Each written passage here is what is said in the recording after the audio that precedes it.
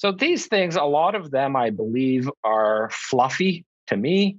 I do like the direction overall, though. I see that they are looking Try. at different. There's an effort, right? Yeah. They're trying to do something. They recognize there is a problem, and the biggest part of this budget is the focus on creating more housing. All right. Hello. Welcome to episode 180 of KT Confidential, the real estate podcast. I'm Ariel Kormendy, and I'm joined today by Chris Behe. Welcome to the show, Chris. Thank you. It's been a while. It has. For those of you that don't know Chris or haven't talked to him or haven't seen him on social, I'm sure you have if you follow us. But Chris is a realtor on our team, one of the top producing realtors on the KT team. He's been with us for, I don't even actually know what your original start date was because we kind of eased you in, but I want to say, 3.5 years now? Yeah, that's what my math puts us at, but it's hard to say. Right. Seems like a lifetime. So he's been with us for 3.5 years. I won't ask you to give us your origin story because you have been on the podcast before and you have been with us for 3.5 years. But to give everybody that doesn't know you a little insight, Chris was a client of mine, actually, for quite a number of years, did 5 transactions with me specifically before joining the team. And prior to that, Chris was a senior manager in the automotive industry for a large automotive group of dealerships. And that's how we met way back in the day because we worked together in the automotive industry. So it's been a long journey together, a long friendship. I think I was trying to place it the other day. I think 15 years.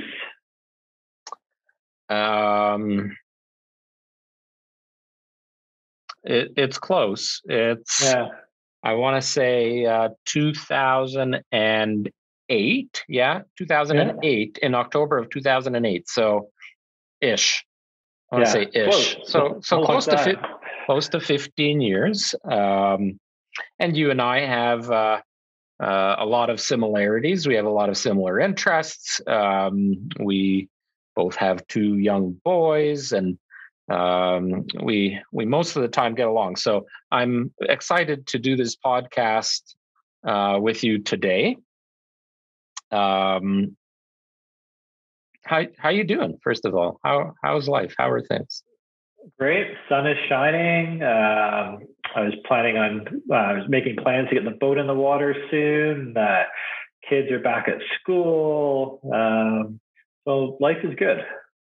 So I don't know how much you want to talk about personal life or whatever, but Chris dove into buying a boat beginning of last year. May last year. April last year. But yeah, so about a year ago. It was snowing when I got it. It was snowing the day I took it home. And said, screw it. Going to treat myself, and the kids will love it. It'll give me something to do. And bought a boat, parked it up. Knew nothing about boating. Knew absolutely zero about boats. Did a lot of. I got to give you credit because much like everything else in the world now, if you don't know something, you hop on YouTube and you can find out pretty well whatever you need to know. But knew nothing. So I was your maiden guest on the boat last year. And funny enough, the boat that you bought is the exact same boat that I owned about 15 years ago. So obviously I was quite familiar with it, but what a beautiful way to spend the summer, isn't it? Yeah, it's something about being out on the water. It's very peaceful. I actually found that I worked from there quite a bit. You get perfect cell phone service if you're not too far out in the lake, and it's a great day. Just lock yourself in I called it my mobile office. Got a great tan, put the sun canopy up, and brought the cooler with me, and just had a great day to relax. And there's something to be said when you're making calls and you're chatting with people, and people ask how you are, and like truly, I can't be happier when I'm out on there and it projects out to them, and it made for a great work day. And probably 2 to 3 days a week, if the weather permitted, I was either working from the dock, or I would just go out a kilometer and not even anchor and drift, and it's a great way to spend the day. The one thing about realtors is, if you don't pay attention, summer can fly by and pass by you real quick, because you can be locked into an office or locked inside. And that kind of forces you to get out and be in the fresh air. And you're right, when you're getting that vitamin D, you're getting the fresh air, you're overlooking the lake. It just puts you in a different mindset and a different frame of mind, and great to negotiate when you're sitting out there, or just to have a chat. And from a realtor's perspective, so for realtors that are listening, it's also a great way to network, because you meet a lot of boaters, you meet people in the marina, you get to take clients out on the boat, and so well, I'm looking forward to more of that this year, because last year was very much more of self-learn. I didn't want to risk any clients or family out there, so a lot of it was. I don't know how to park this thing, but come along for a ride. Exactly. So, depending on where you keep your boat this year, because it was in Grimsby last year, and I know you're looking at options for this season. I'll challenge you. It's really hard to find a slip right now, but that's a different conversation. Yeah. I mean, you might want to look at places like even Lake Simcoe. It's a bit of a drive, but that's something you go and you spend all day there. Maybe not as convenient for your job, but you still get a day off every once in a while. So anyway, enough about the boat chat, enough about you. Let's get right to it. Today we're talking about the new budget for 2022. And we both spent some time reading all of the details on it. For those of you that are not familiar, and you should be familiar. You should, especially if you're a realtor, or if real estate is of interest to you, because a big portion of the 2022 budget for the Government of Canada revolves around housing, affordable housing, and there's a lot of details that go in there. So I want to ask you some questions, Chris, about that. But for those of you listening or watching, go to the website, and it's budget, budget.gc.ca, and you can pull it all up there. The part of the budget that we're obviously going to talk about, because we are a real estate podcast and we are realtors, is Chapter 1, the very first chapter of the budget, and it's titled Making Housing More Affordable. And what I found interesting is the very first sentence says, everyone should have a safe and affordable place to call home. I agree. I think this is a little bit late to the table. Like, this is stuff that, in my opinion, should have been happening 5 to 10 years ago. But let's chat about it. So you read through it. What stood out to you? Yeah, well, I think one area that can't be overlooked, and probably the most important areas, is when you talk about home, we're talking about the budget. They're not just talking about buying homes; they're covering people that are renting properties as well, which are, generally speaking, the most vulnerable people that are most affected negatively by inflation, increasing costs. People that are in a bad situation. So I think last I looked, I think was it less than 70% of Canadians will own a property right now. So there's still a huge percentage of people that are renting and need that affordability. So as a broad spectrum, I think obviously threw a ton of money at public housing, trying to restructure co-op housing, making rent hopefully more affordable and more public funded rental units. That's a little bit out of what we generally deal with day to day, but I think they, at least on paper, put a bunch of money allocated towards that, which I think is a great step in protecting those people that, home ownership might be a stretch right now.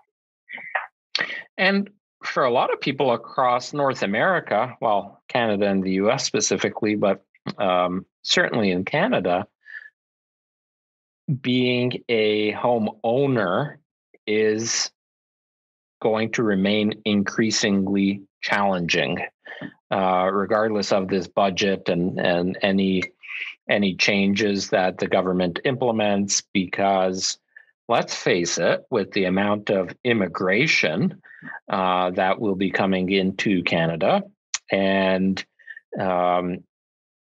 just the demand for the higher density areas, and I think going out of COVID, I think there will be a lot of shifting around again. But I think and we've seen it, the rental prices are going up significantly. Huge supply and demand factor there is there's just a short. We see this a lot with our units. I mean, in the last week we've listed 3 properties for lease, and the demand has been crazy. Very much so, and the properties are getting multiple interest, multiple offers. And the amount of inquiries that we're getting on our lease listings it's almost unmanageable at times, because it's a lot. People see a new listing pop up and they're like, "Whoa, there's a new listing. We got to go and see it right away." And it gets gobbled up quickly. And the audience for it sometimes doesn't react quick enough, and it's gone. So, and what I find not surprising, but where maybe the government needs to address some issues is the majority of the people that are applying for these rentals, and it's almost like I've seen more than a couple that are having offer nights recently for rentals, which you historically don't see very often. The tenants or the candidates, the applicants are very strong, good credit, good income. They may just lack the funds for a down payment currently. So where does that leave people that aren't in great positions, both in terms of income, credit score, maybe they've had some hardship? That's where, and you can't blame landlords because they're private citizens. Obviously, they want the best people in there as possible. So where does the government come in and provide support for people that are not in the greatest position right now? So that kind of leads me into the other area I think the budget addresses, having things like the new tax-free savings account for home purchases, allowing people to save more money and put it in places that hopefully are going to yield them more return to help save up that down payment. I love the idea of that. And that is absolutely what stood out to me. Mm-hmm. So we talk about, potential tenants for rental properties. A lot of them are younger people that have not owned a home as yet. A lot of them are new couples, looking to get a place together before they get married or just after they get married, and they don't have the ability to purchase a home just yet. So in this budget, it's very interesting because I had to read this a few times. They're calling it basically a tax-free first home savings account. And they are proposing to introduce this tax-free first home savings account, which would give prospective first-time home buyers the ability to save up to $40,000, like this is where I found it got interesting. Like an RRSP, contributions would be tax deductible. I highlighted the same thing. And withdrawals to purchase a first home, including investment income, would be non-taxable like a TFSA. So it's tax-free going in. You're reducing your income based on your contribution of up to $8,000 per year. And then it's tax-free coming out, including any investment income. So if you happen to invest $8,000 in that year and it goes up to $10,000, when you pull it, first of all, that $8,000 is being subtracted from your income that year. So you're paying less tax. So for, the average person, that's going to be a couple of grand right there in tax savings. And then when you pull out that $8,000 to $10,000, you're getting that tax free as well. So the ability to double dip, to save both on the upfront on the tax and not be taxed on the other side, is huge. Very much so. And then you still do have the RRSP contribution plan, which is still a good plan for first-time home buyers. And they will also be increasing the first-time home buyer credit and tax credit. So right now, I believe it's $5,000 right now. So they're going to be doubling it to $10,000, which would provide. And that's huge. Sorry, I was just going to say that's huge because as prices have gone up, your tax is based off the value, the purchase price of your home. So as the average price has gone up, that rebate hasn't gone up over those years. So the fact that they've addressed that, I think, is a good step. So there's a bunch of incentives in here for first-time home buyers, which is great. We want to see that. We also saw a whole lot of discussion and heard a lot of discussion, and they do mention it here about banning foreign investment in Canadian housing, and I find that really interesting. We've seen it for years, and actually the first few words, for years, foreign money has been coming into Canada to buy residential real estate. This has fueled concerns about the impact on costs in cities like Vancouver and Toronto, and worries about Canadians being priced out of the housing market in cities and towns across the country. To make sure that housing is owned by Canadians instead of foreign investors, Budget 2022 announces the government's intention to propose restrictions that would prohibit foreign commercial enterprises and people who are not Canadian citizens or permanent residents from acquiring non-recreational residential property in Canada for a period of 2 years. So for the next 2 years, if you are not a Canadian resident, you can't buy Canadian real estate.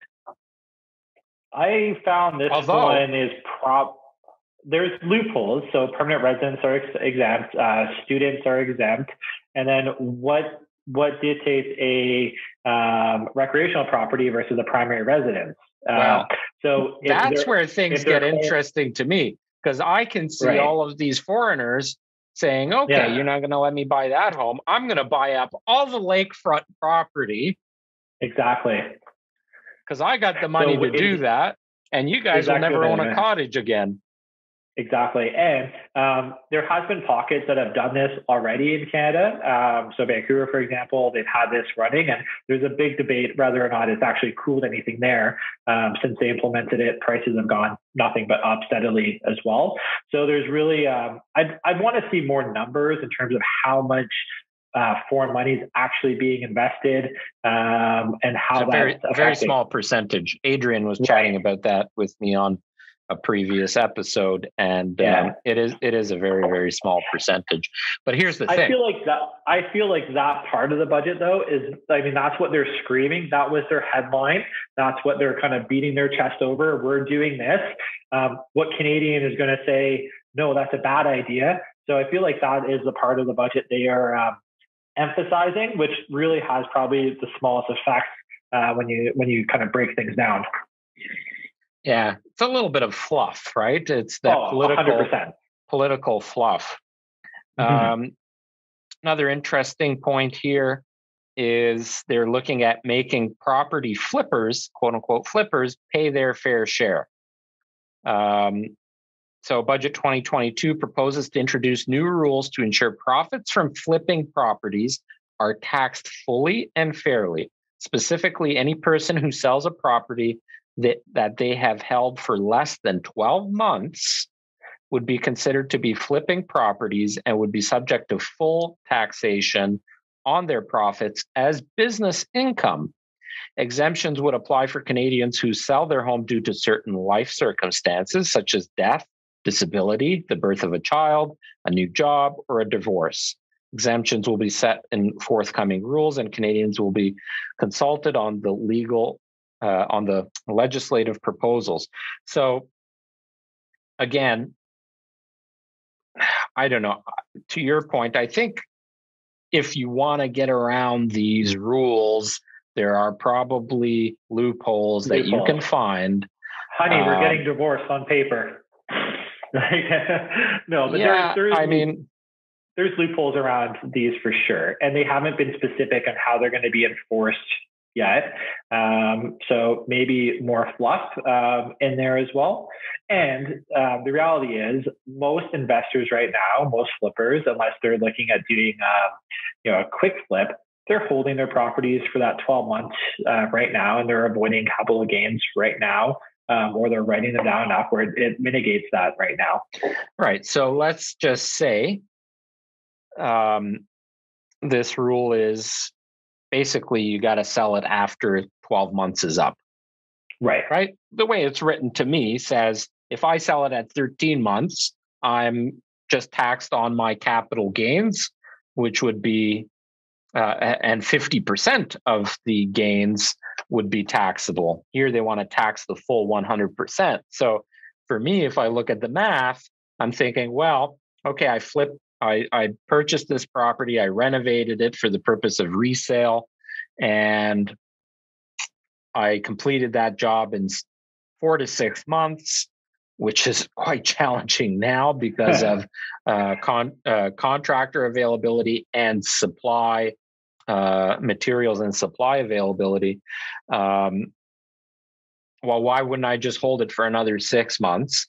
Or how about turn it into an Airbnb and make a little bit more that way, and also have some more write-off capabilities as well. I believe it already happened in Brampton. I called it about a year and a half ago. I called it. And it was on a podcast, I believe, that I did that. I believe a lot of municipalities are going to put some restrictions in place for short-term rentals, even though I think that actually is a segment of putting a roof over your head, if you want to look at it that way, where the province of Ontario is lacking considerably. We have many clients that have had needed short-term rentals, and they're very expensive, or they don't exist. Which, if you don't have friends or family that can put you in, you're due to. We've seen it because of personal circumstances, for construction delays. So there is definitely a need for them. Now, should they be regulated better? Probably. As you see in municipalities like Toronto, where entire condo buildings were being Airbnb'd at some point, and obviously there's a market that's probably oversaturated. But where we are, it is definitely an underserved segment that probably just needs more regulation than anything else. But I think you're right. I think either people will just wait to sell the property, or in the interim, they'll just rent it to drag it out, right? So instead of flipping it right away, instead of renovating it right away, you rent it for 3 to 6 months. There's lots of demand for that term of rental. And once those people vacate, then you do your renovation and you sell it. So these things, a lot of them, I believe, are fluffy to me. I do like the direction overall, though. I see that they are looking at different. There's an effort, right? They're trying to do something. They recognize there is a problem, and the biggest part of this budget is the focus on creating more housing. And a big portion, again, for those of you listening, this is episode 180 of KT Confidential, the real estate podcast. I've got Chris Behe with me today, and we're chatting about the 2022 budget. If you haven't read it, chapter 1 of the budget is all about housing. And you can read the budget by going to budget.gc.ca. And it's pretty informative. So if you're a real estate guru, you're a realtor, you just like to consume that information, whatever, it is quite interesting. And certainly if you're a homeowner or an investor, these are things that are kind of good to know. So they're looking, I'm looking at the first portion of the chapter where it says, it's talking a lot about needing to build more housing, new housing. And the estimate is that Canada will need to build at least 3.5 million new homes by 2031. As crazy as that sounds, 2031 is less than 10 years away. So not a long period of time, especially when it comes to building new homes, because you need approvals, you need site plans, you need contractors, you need people willing to build them, and then the buyers for them, whatever. But the number currently, 200,000 a year is what they're building a year, is what you're going for? Correct. Yeah. So currently building 200,000 a year. So for the next 8 years, going to build 1.6 million homes, but need 3.5. So we are currently building less than half the amount of homes that are needed to supply the population and the expected population. A lot of that also is due to immigration. So they're trying to deflate the demand a bit. You know, you're talking about the foreign investors, the flippers, whatever, and they're trying to inflate the supply. But in that, good luck catching up. Good luck catching up. And there's a strong wave of younger people that are now getting to the age of, actually, that's a stat that I'd like to know. And I don't know where to find that. And maybe we could dig into it. Comparing Canadians to other places across the globe, the age bracket of 20 to 30.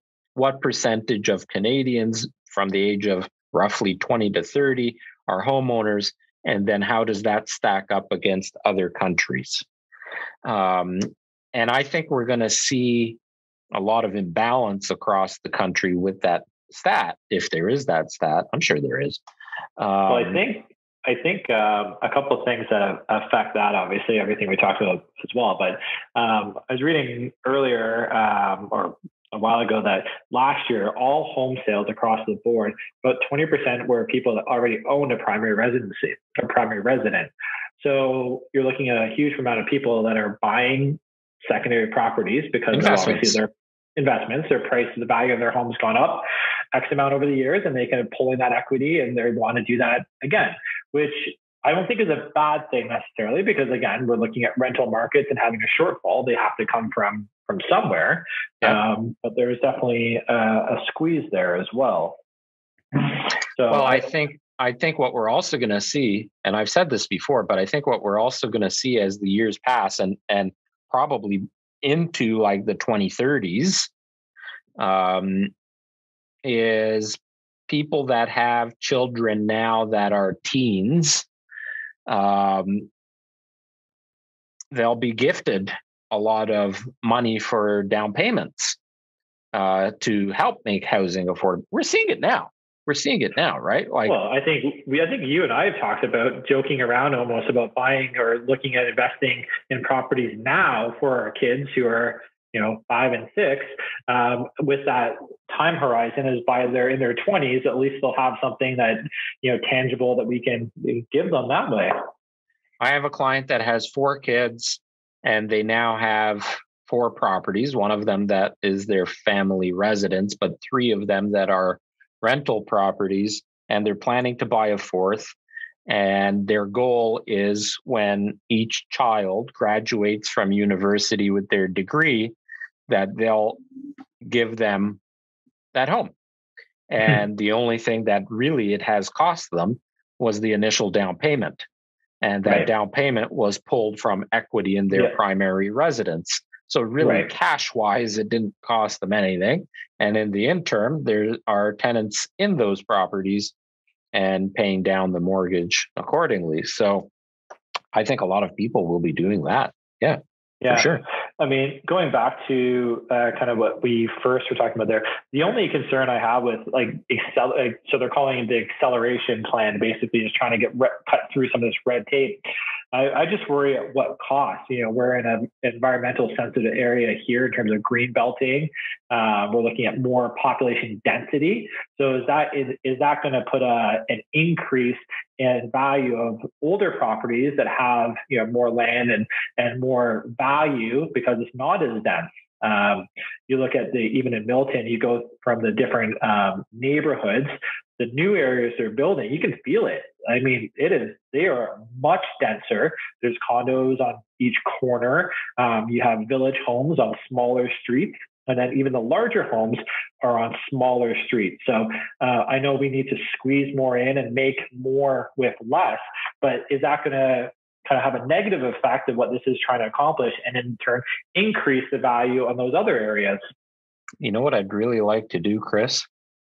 I'd like to build tiny homes. Like, I'm talking tiny. You get a backyard. You get a shed. You get a driveway. I was looking at the other day, I think it was in Denmark or something. There are communities where they're building these green communities. You have basically these tiny homes, like 2 bedrooms, like they're 900 square feet, but they're detached homes. But you have a garden and a community green space, and I mean, they look fantastic. Like some of the European countries, well, even in the some of the Asian countries, they're very forward thinking like that. You're looking at even rooftop green roofs and the green roofs. We are so spoiled in this country because we have land. I mean, you look at here, and even although there's development everywhere, people always think like it's going to last forever. And it really won't. It's really not going to. And then at what cost do you want a bigger home or a home office? The quality of life and affordability comes into play. And I really think that these countries are on to something, and there might be a demand for something like that. Well, the challenge you get with, and I agree, I mean, you look at Ontario alone, and the amount of physical space in the province is still quite vast, and bigger than most countries. But the challenge to me is public transportation, right? Like, it's not like we have super rails, like they have some of the very modern railways and trains in some of these countries. If the GO train is as good as we're going to get, and it's the current GO lines. Not only that, though, take a family of 4 on a train on a Saturday to go down to the aquarium in Toronto. you're $100+ I mean, kids ride free on the weekends, but I even tried to take it to a Raptors game before COVID, and I was shocked how much money it costs. I'll just drive for that difference and not have to sit on a train. So, well, maybe not now with the price of gas.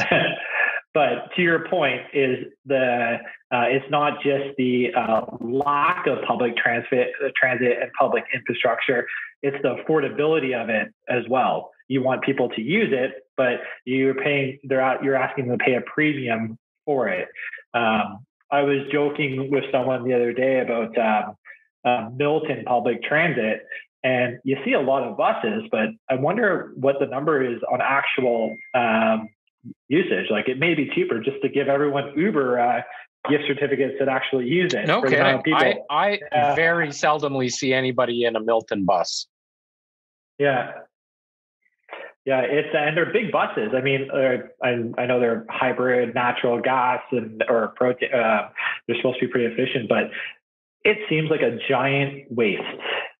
Well, based on the usage, they should be kind of thinking out of the box and maybe doing things like turning them into party buses. Yeah, so there's your tiny homes, the buses. Anyway, anything else you want to add or chat about before we wrap it up today?